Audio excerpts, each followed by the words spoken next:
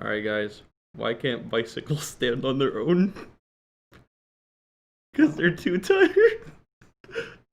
Yeah, we gotta start over. Okay, everyone. Welcome to episode 4 of the Let's Talk Commander podcast. I'm your host, Adrian, with my co-host, Zach. How you guys doing? and we have a very special guest today. Hi, my name's previously on the podcast they call me R, but I'm better known as Ronaldo. He was the one that runs the Shroom deck. Yes, sir. And today we're going to be talking about underrated commander cards. All right. To start things off, we're going to have our friend Ronaldo name the first card. All right, so the first card we had on the list was Sever the Bloodline. It is a 3 generic mana and 1 swamp for a sorcery. Exile target creature and all other creatures with the same name as that creature. And then if you do have enough mana left over, towards mid to late game, you can flash it back for 5 generic and 2 swamps, and you can cast this card from your graveyard for its flashback and then exile it. So, I mean, it's a pretty good card, for it's a token great deck. Card. I think it's one of those, it's definitely going to be one of those, I can't speak. Okay. Yeah, no, it's a card, well, all right. No, yeah, it's just, right. No, I'm just, you're right. I just can't believe you guys didn't laugh at my joke, but whatever. That's It's a tough. great card because it can really pull you out of a pickle, especially against big token decks. Yeah, Right, and I right. mean, regardless. And even if it's not against tokens, it bypasses indestructible. Yeah, that's true. I was And gonna it say, has 4 mana, flashback, which is 4 very mana nice. exile. That's pretty good. 4 mana exile Yeah. your commander, And you get nice. to do it again Yeah, and you can do at it a again too. increased cost, of course, but it's still there's nice. really bad cards like Entreat the Angels, or worse, like Stormherd, that creates a lot of one type of token. Yeah. And this just shuts that whole thing down. Yeah, completely. and basically that's just waste a whole card out of their hand. Yeah, too, and so. I mean it's not cheap. I mean it's 4 mana. So Well, that's fine, but it's the I was gonna say, flashback cost in a for commander 7. game when you have ramp, True. that 4 mana is gonna become indispensable. You're But when using there's- 4 mana to right. get rid of a whole army. yeah, right, that's Stormherd crazy. is really costly, and it's definitely effective for you to do that. That is true. Before we move on to the next one, I just wanted to point out, if we do sound a little strange this episode, it's because we're not doing it from separate places. We're all in one kind of place, like as if we were in some sort of studio or something. We're all not talking- social dis. No, we're- I can't speak. One more Dang, time? bro. We're not We're not social distancing. We're rebels. Yeah, we're only like a couple feet away, but we're all talking into the same microphone, so it's regular podcast. We're style, bad in my boys. opinion. Yes, sir. And, I don't know. It's more personal this way. We're I see it. reviving Backstreet Boys. Yeah, totally. But yeah, I just want to put that out there in case the audio is a little bit different, because we're all in the same place. For the next card, it's Audric Lunark Marshall. For 3 generic and a white, it's a legendary creature, human soldier. At the beginning of each combat, creatures you control gain first strike until end of turn. If a creature you control has first strike, the same is true for flying, death touch, double strike, haste, hexproof, indestructible, lifelink, menace, reach, skulk, trample, and vigilance. It is a 3/3. Okay, can I just say, I'm so proud of you. You really got through that. I know you were having a tough time, but you did that. You just did that. You're making weird faces at me. I don't think I was. So about the card, it's underrated mainly because it's a white card. So mainly it's who's really gonna play white? But hey, it's true. Who plays white nowadays? Wow. Yes, That's I'm tough. bashing on white, but it's a great card just being able to share the abilities and keywords of all your creatures on combat. And since you are playing white, you do get most of these keywords because white creatures are filled with keywords. And so what's great is that you really have a lot of what's it? I'm trying to think of the word. You have a lot of You have a lot of diversity, a lot of yeah. utility. You can use a lot of you can have one flying creature on the field and make a ton of tokens, and then they just all have flying. Yeah. That's nuts. It's Audric. It kind of makes it so your white creatures, in a way, they almost become like pseudo slivers, because how slivers, they all share one sliver has Yeah, the that's a good ability way to that think of it. means all your other slivers have it, which is really nice for white. Because white, they get the short end of a stick. a lot of They're times. Sorry. like a more supportive color, but this definitely Yeah. takes a more offensive approach to Yeah. its abilities. That is true. I mean, and also Audric in himself, like, if you ever did want to run a mono white commander for any reason, like, he would be a cool commander, you know? Yeah. Cheap too. Very cheap. As 4 opposed mana. to some cards that would be for commander. Yeah, I mean, and also another thing about him too is that, you know, white does have a lot of keywords, but things like Death Touch is usually found in, like, you know, Yeah. black. So it's really cool, like, when you do get to pair them up with other colors, you kind of see them, you know, all just kind of, like, combine, and it is nice, you know, all of your white creatures having flying, Death Touch, Hexproof, and Indestructible, like, that's pretty nice. It's definitely great if you could just what you could do, since white does have lots of token potential. You could have Audric as a Voltron commander, just give it all these abilities using artifacts, and then make tokens, giving them all the abilities. That's a good idea. It'd be pretty strong if you did that. Oh, yeah, it would. Definitely a good direction to take it in. It's honestly the first time I've ever thought of using Audric that way. You gonna build it now No. as a deck? No. All right. Well, sorry. I'd get bullied. Maybe. No, I mean, I don't know. I'm not gonna disagree with that. Okay. But I'll put more than 8 lands in the deck, that's for sure, so it would work. That's true. Oh, wow. All right. The next card is Sadistic Hypnotist for 2 black and 3 of any color. It's a creature minion. It says sacrifice a creature. Target player discards 2 cards from his or her hand. Play this ability only at any time you could play a sorcery. Now this is a very interesting card because it's removing what your opponents could be using from their hand, as well as it being an interesting sack outlet. So it definitely works with the decks where you like to sacrifice your creatures for usages, like the ability to have them discard cards. Now, what's annoying about this is because it could definitely be run in a token style deck where you can constantly be sacrificing things to the point where your opponent basically They don't have no cards hands. in hand, so they can't respond to anything. Or you could even use it if for some reason, like on yourself, if you weren't getting good things. Yeah, and you could, if you have like one of those like a self discard strategy. right, or you want more of your stuff in the graveyard, then like if you were using a Marin deck, for instance, then this would be a really good card to use. I remember when I was using this card, I was so scared of being countered that I was just trying. It was actually with Ronaldo. I would make him discard his whole hand, but it turns out it was my other opponent that had the counter spell.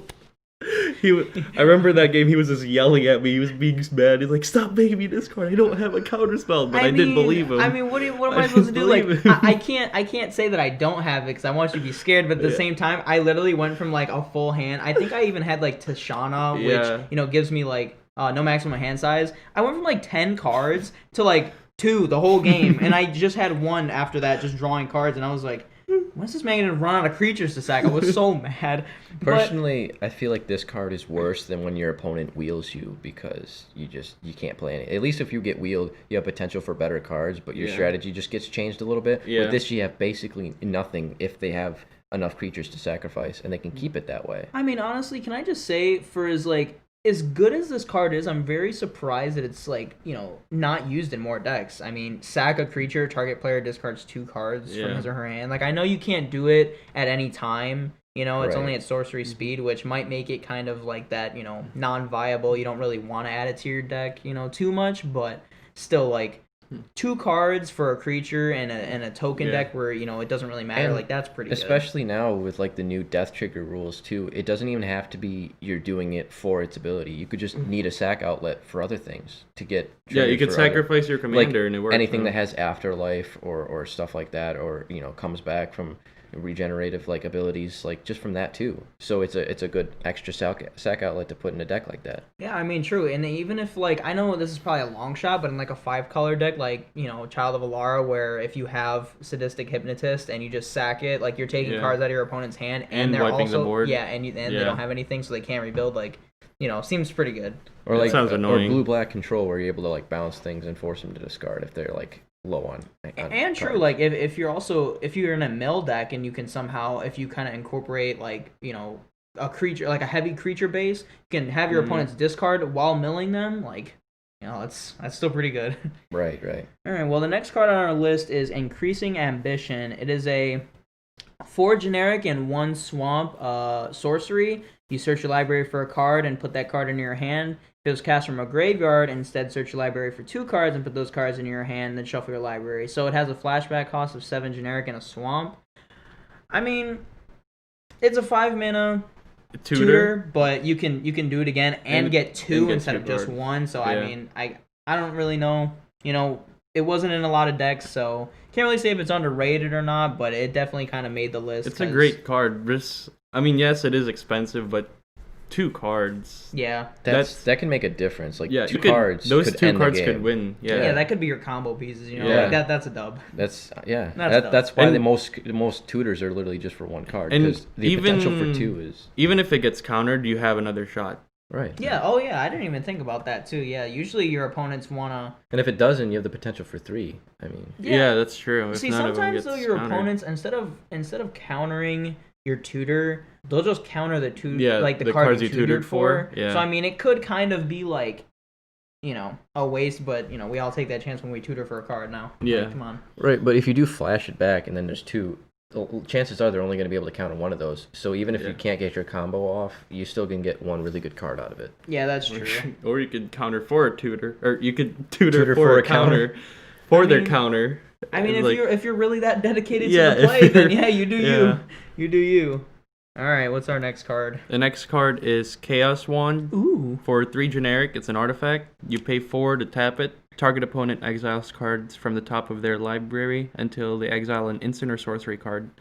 You may cast that card without paying its mana cost, then put the exiled cards that weren't cast this way onto the bottom of that player's library in a random order.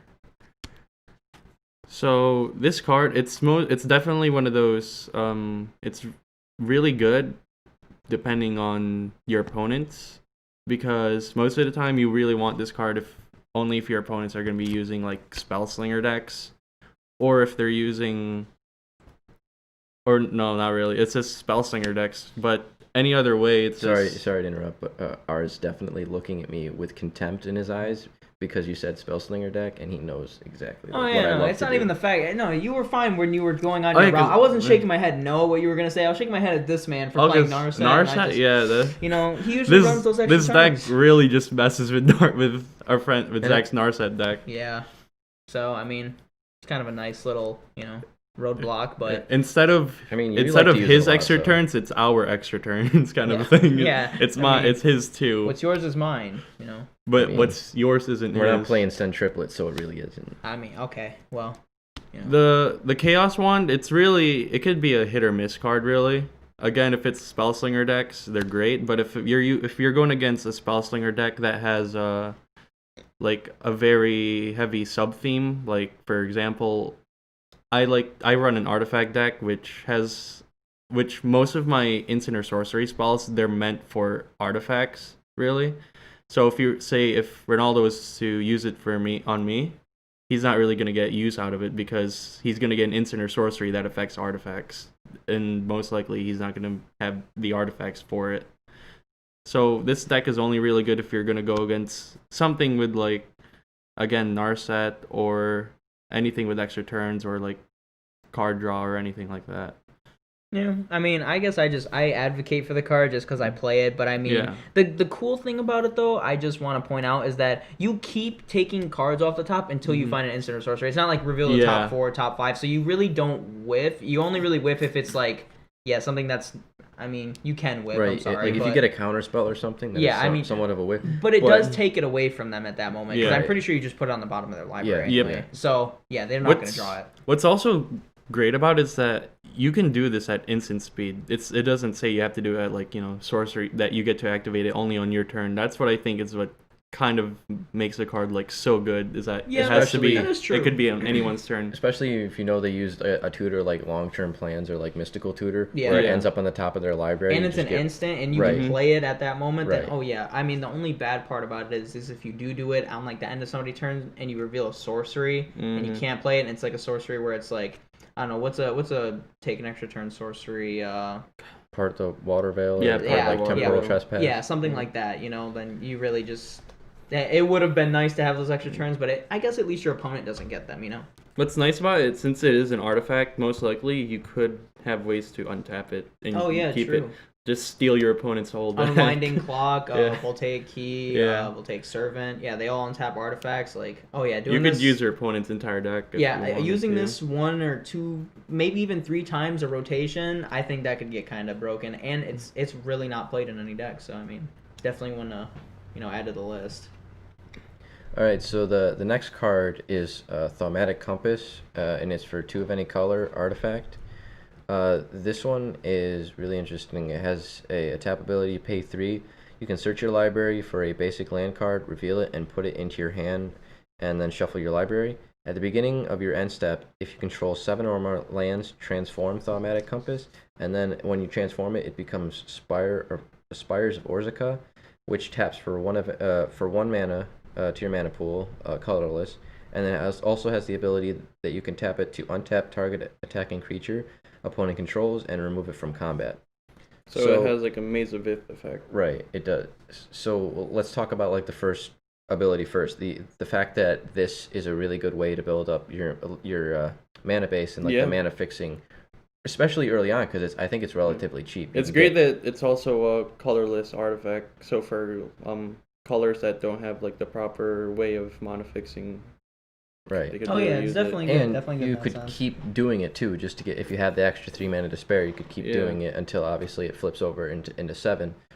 But it's better than like getting Cultivate or something, because then you're potentially getting more lands out of it. Especially if you're getting no lands at all, then this really does come in handy for that. And it allows you to shuffle your library. Then technically, once you do flip it, you are ramping yourself 1 mana. You're in extra mana, and then the ability to stop, essentially like Maze of Ith, like style stopping a creature from attacking you. Yeah, that one creature could be like stopping that one creature could really be like your savior. Yeah, I mean, like think about like X's like Ur-Dragon deck. Like no one wants to get hit by the Ur-Dragon. Yeah, come on. No, you don't. Or like if someone has an Emrakul that hits the battlefield, or Master of Cruelties, right? Anything like that. Yeah, we know that one too well. Or anything basically with haste or.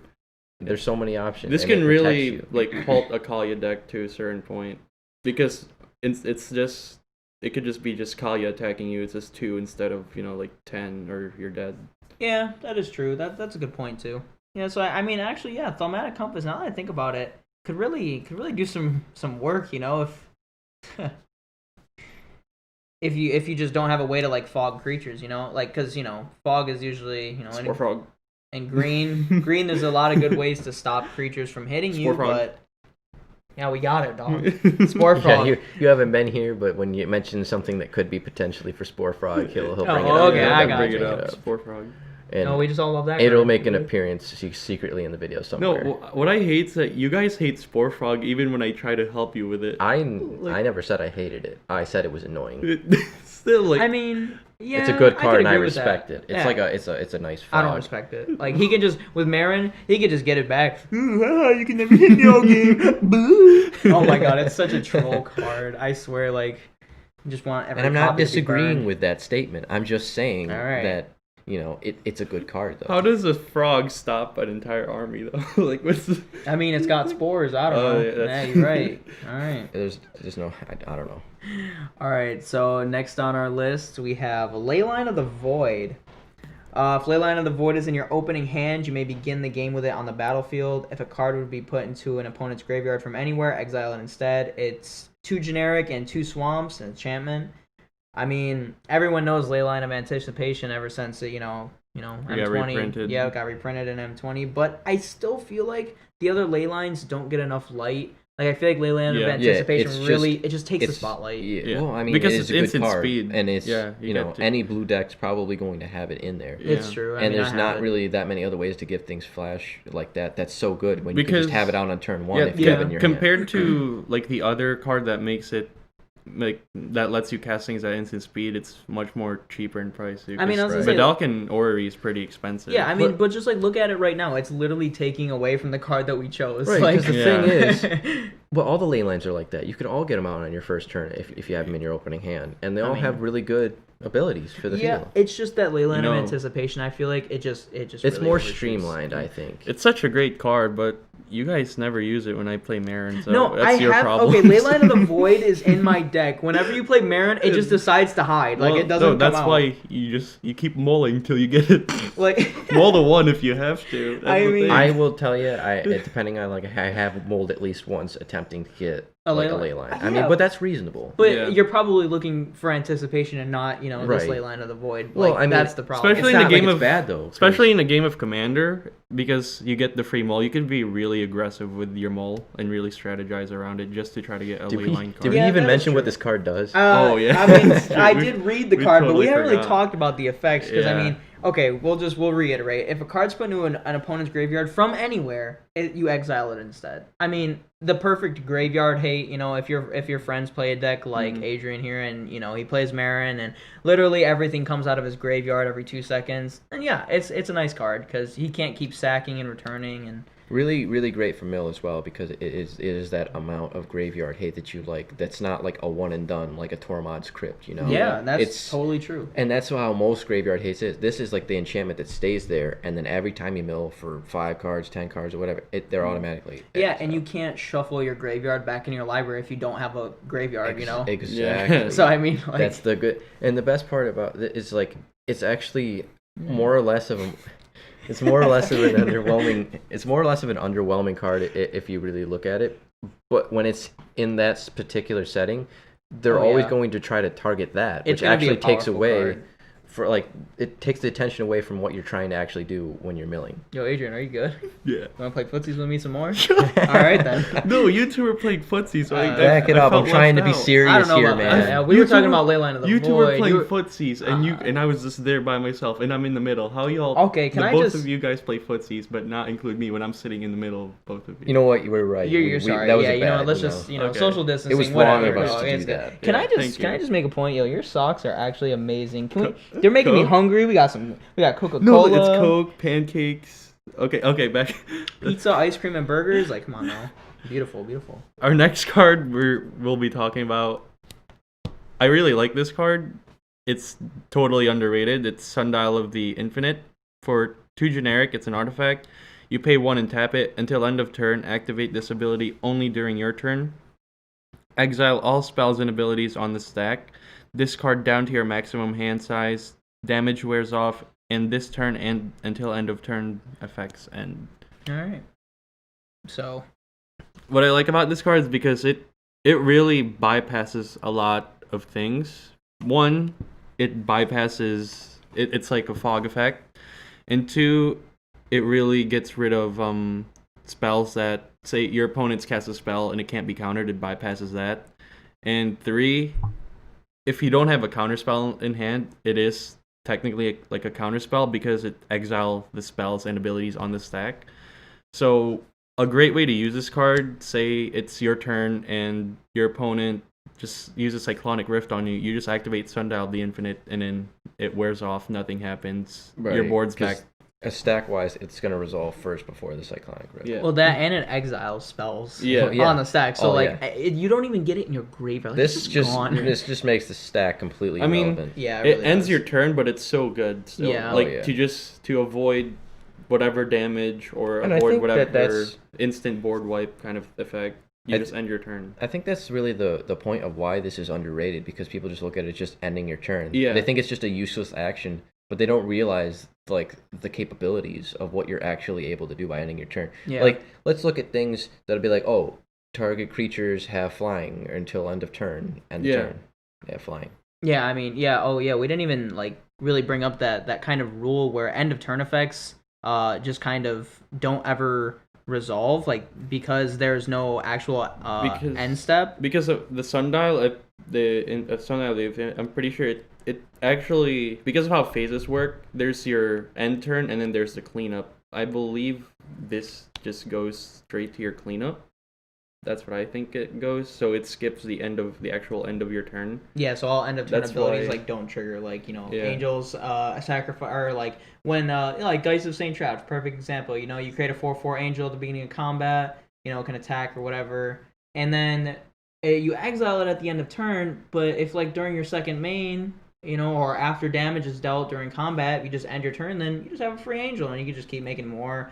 And I feel like when at a first glance you look at it and go, and the turn, wow, I mean, Well, I could yeah, just like, say that's that. just a like, waste. I mean, like, come on, like, that's the best part when somebody ends their turn, passes it, like, yeah, good job. But yeah, no, when you can end your turn at any point in time, that gets a little crazy. If you know how to use it, that is. Yeah. So, definitely a good underrated card. Honestly, and cheap too. And the best part is although it's an artifact, it can work in a lot of different types of decks. Like Adrian said, if you don't run counters, if you can, get this is honestly It's a pseudo counter. Yeah, it really is. And like token decks can work in artifact decks.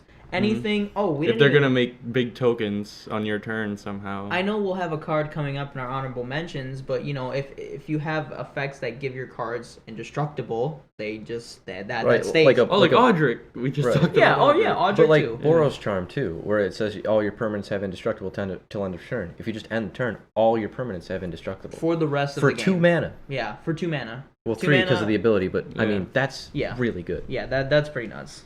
Oh, so this is actually our next card, like on the list, unless you wanted to.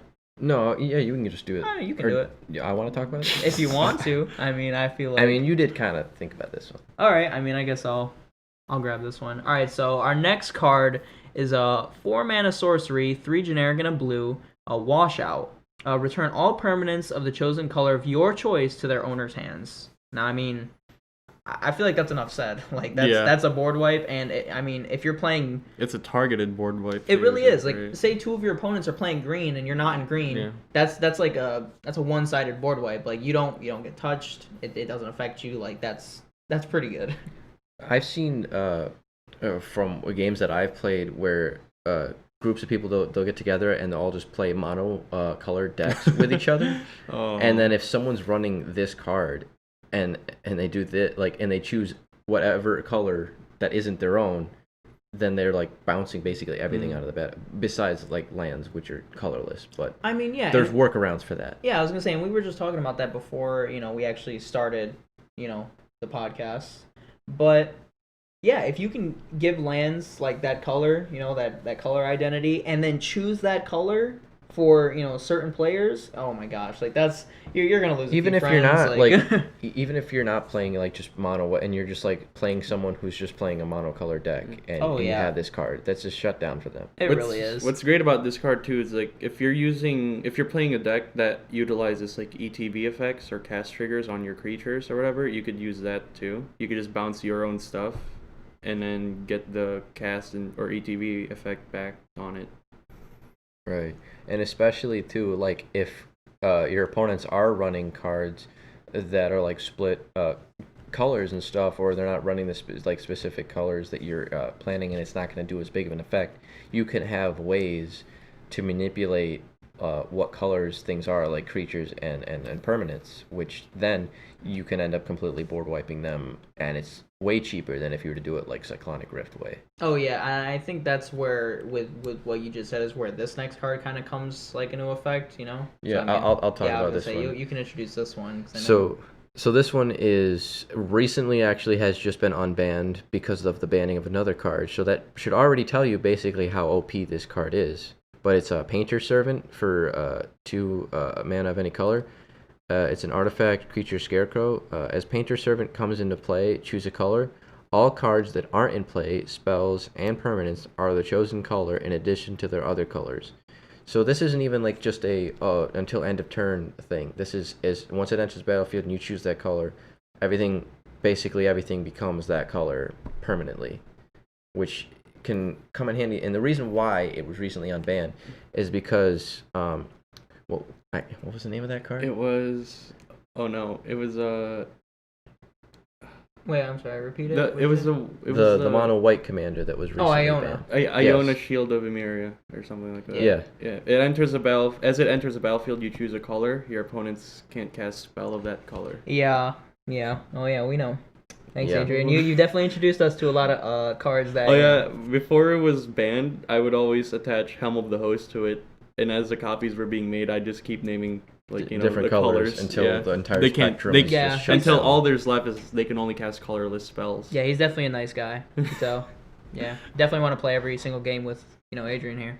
Yeah, but the potential for this card, like when we were talking about the card before, is like you can choose to make everything a certain color, and then when you use that board wipe, and then you choose whatever color you made everything, then it just board wipes everything off. I mean, it happens to you too, but I'm sure there's other workarounds where I'm pretty sure there's cards that you can have to devoid all of your stuff and then use the card. Yeah. Or if you have a way to like, there's cards that gives your permanents like protection from certain colors, so you could just name that color, and you have essentially your stuff have protection from everything.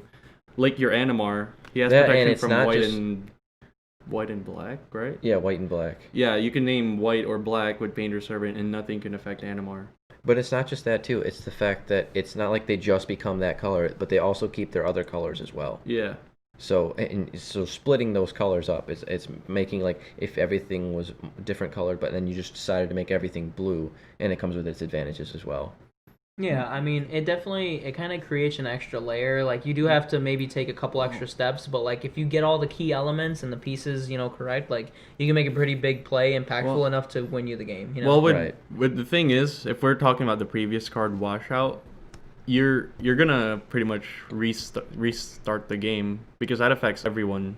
Yeah, it does. So it would restart But like Zach said, if you find a way to devoid or like you said, give protection of a color to your stuff and play Washout, then like the blue spell doesn't really, it's not gonna. Or so you can do it to everyone except for you, Or if you Teferi's protection and you phase yourself out, then then it doesn't even affect you. You come back in with all your stuff, everyone's out. Yeah. It's gonna be quite the play. Hopefully you do it at a time when everyone's wasted their counter spells and they don't have any tricks up their sleeves. If anyone lets that all completely unfold, with our group, as someone always has something up their sleeve. That's true. It's usually what is that supposed to mean? I'm just saying. What do you say? Why are you guys targeting me? We're not even playing, and you guys are targeting me already. It was a game. He's playing that victim role. He's like, "You targeting me?" It's true. No, okay. Story time, real quick. The other day, I was my friend X Ronaldo and I were playing a game. X uses a card where he takes control of my turn, and X goes up to Ronaldo and be like, "Hey man, let's mess this guy up." Like, what are you guys doing? I mean, he needed help through the thought process. I was just trying to be a good friend. Regardless of the game, I was there supporting my friend. And then after that, you guys started fighting each other, and then I was just out. I mean, I don't remember all that, but... I mean, I don't really know what you're talking about there, but... Yeah, no. It was quite the game. Yeah, I'm sure it was. I'm sure it was. It was great. Yeah, I don't remember, but I'm sure it was. Well, Zach, are you okay? I think he's hurt. He wasn't invited. I love you. It's okay. All right. What's the next card?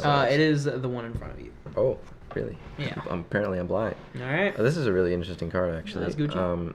Sire of Stagnation from Battle for Zendikar. So this card is a blue and a black and 4 of any color. Eldrazi, devoid, so it doesn't have any color.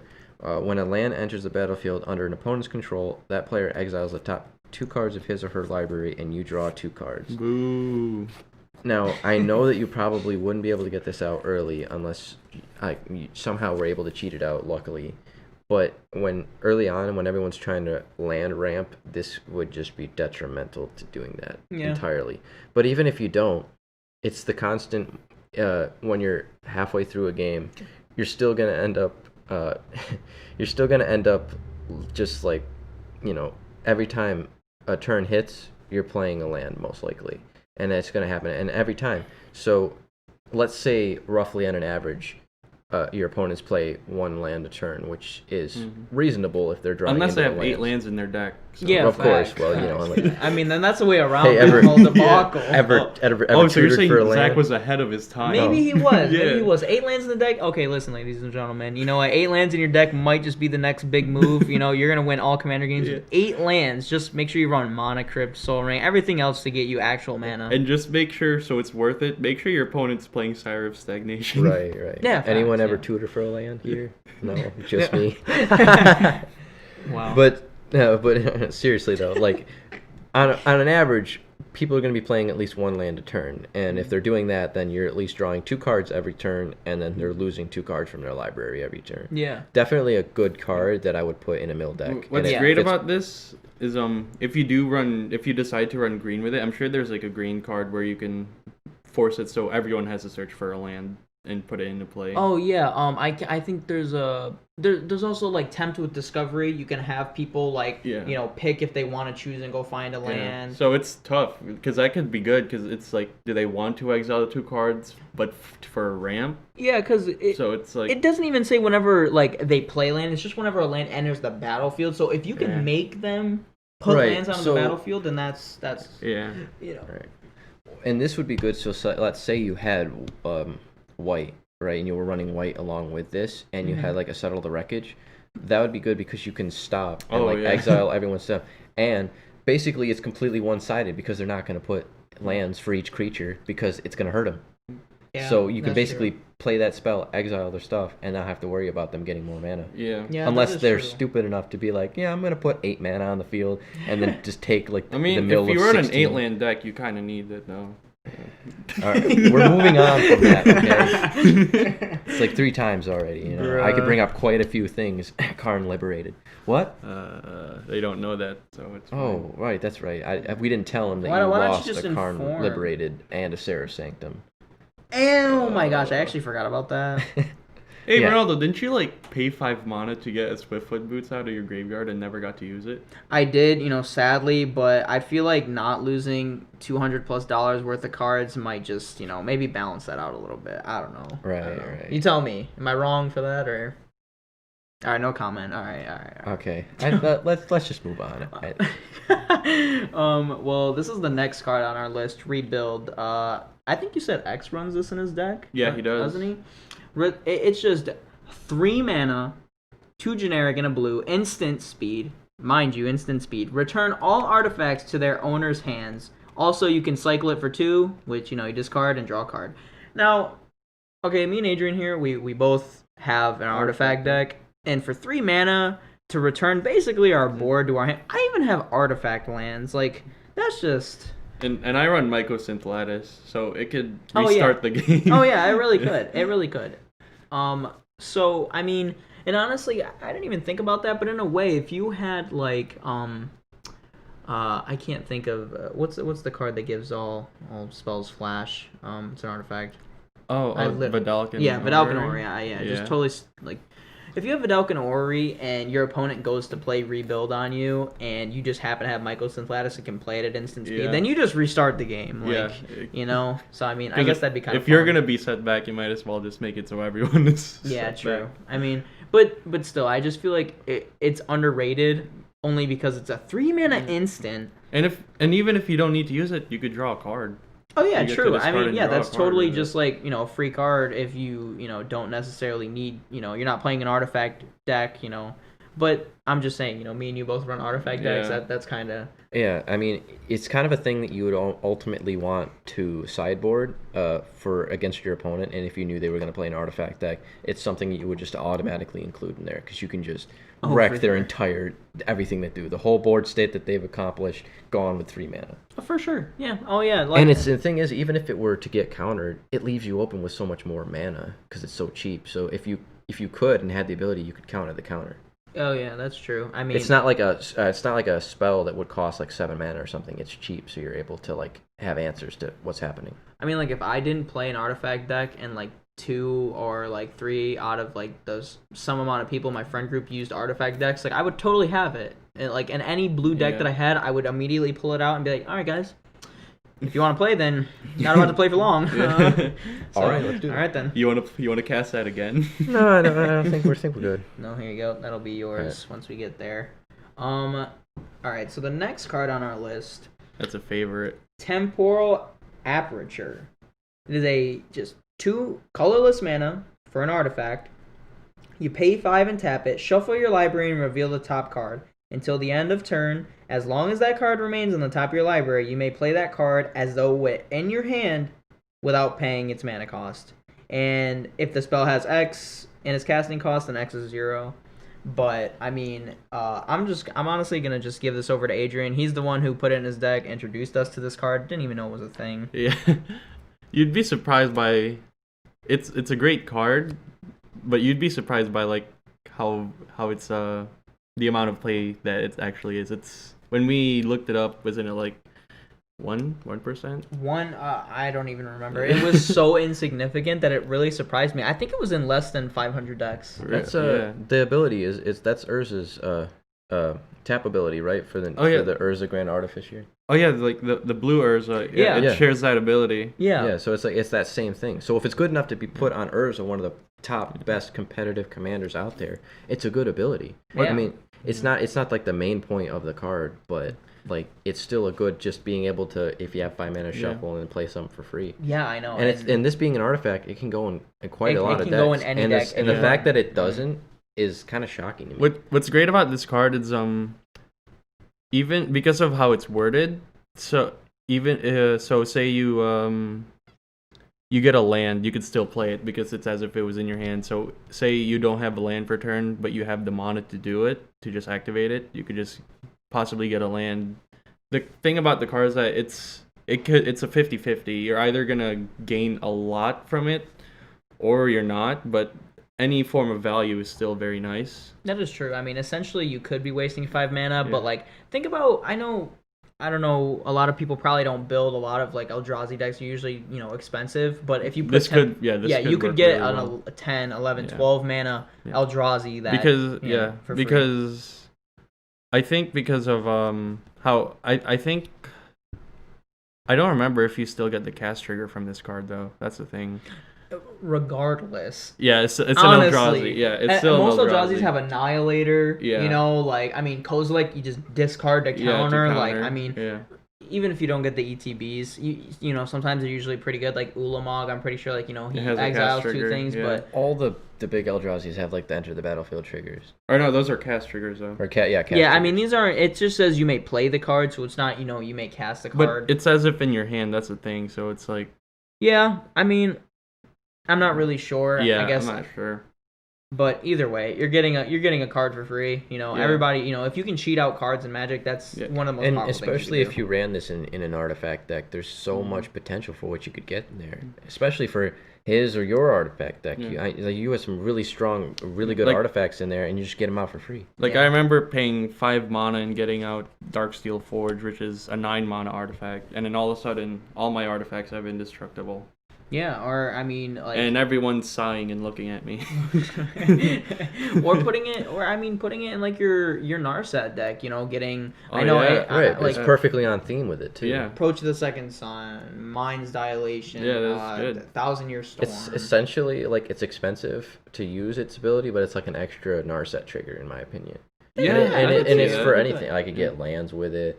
I could get if I ran creatures, it would work for that as well. This could be great for.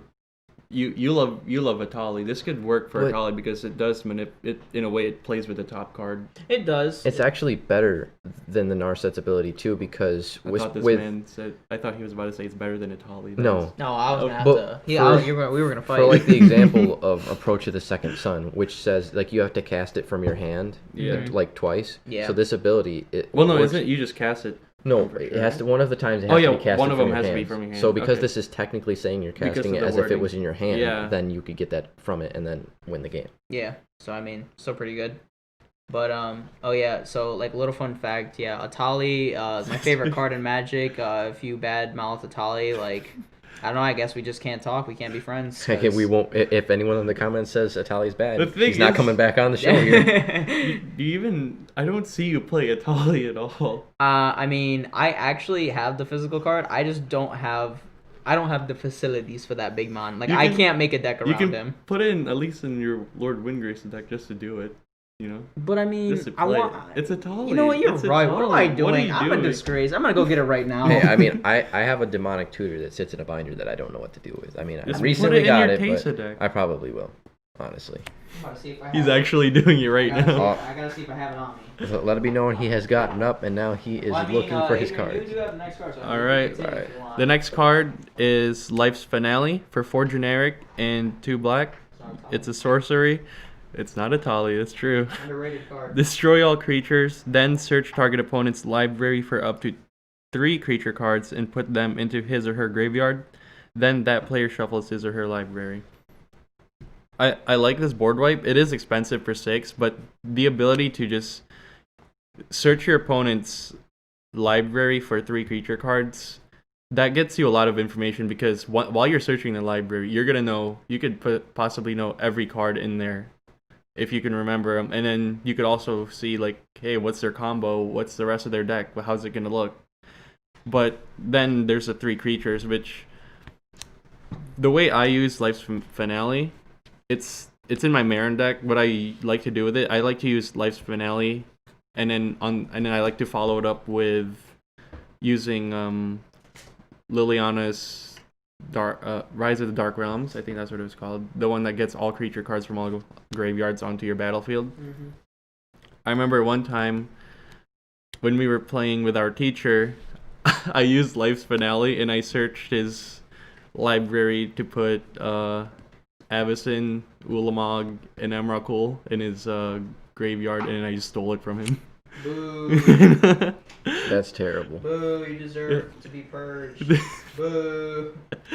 It's a great card just because those 3 creatures, those could be like the 3 like very 3 key creatures to your opponent, and then now they don't have him. That is true. Zach, do the outro. Sorry, right? Well, you explain, Zach. Yeah. You talk. So basically, we realized while we're doing this that there's actually quite a lot of cards that we listed. I mean, we really like all of them. We really think they're underrated. But what we want to do is we're gonna split this up into 2 separate videos. So this will be part 1, and we will continue it in our next podcast where we finish the list and then we talk about the honorable mentions that we think are also underrated cards. Wow. And to be honest, for our time, it's getting pretty late in the day, and we really want to get some games. Yeah, we haven't played together in a while. I mean, you're about to lose, so I don't know why you're rushing to play. Okay. Okay, you're saying I'm gonna lose as you 2 are gonna play arch enemy against me. I mean, that's when don't we do that? That's a no. I don't know. Okay, I want this to be known. I want Who's this to be known to gonna decide? everyone. Always remember this. The very first rule in Magic is target Adrian first. We go to Commander Nights and they tell that to the stranger. Like, what do we do? And they accept it because they understand. Yeah, they understand. As should everyone else. I don't play the Narset deck here though. You play the Joda and the artifact. I don't. Deck. Joda. It's the way you play Joda's your taken decks. apart. It's not the decks. You know what? It's cheese, bro. It's cheese. It's cheese. But Narset here, he attacks with a creature and he takes extra time. I mean, we deal with that. I mean, even if he wins, like, at least it's not you. At least it's somebody different. What? You could just counter Narset and it's over. I don't run a lot of counters. Well, that's your fault. Well, so much for ending in part 1. We might as well wrap it in part 2 right now. All right. But yeah, that's pretty much most of what we wanted to do for this part. We'll finish the list out and the honorable mentions in the next part. Anyway, so thanks for everyone for watching. Loser has to do the intro for the next video. All right. all In right. the next video, we will say who won. So you won't be hearing me then. Yeah. Adrian will be the. You won't be hearing me do the one intro. of the losers will have to do the intro. It's about to be Adrian. Like, I don't know. It's not arch enemy. It's free for all. No. Shh. But anyway, that's pretty much it for this video. Remember to subscribe to our channel. Yep, Spore Frog. Remember to subscribe to our channel. Rate the video. Remember what they used to do in the old days. Like and comment. There's going to be a hidden Spore Frog in this video, as there is in every other video, because that's going to just be a thing that we do now. Mm-hmm. So find that and comment put in the comments where you found it, timestamped. And yeah, that'll pretty much do it. Here's a kiss. Nobody better comment that Tali's bad, I swear. All right. And we'll just see everybody in part 2.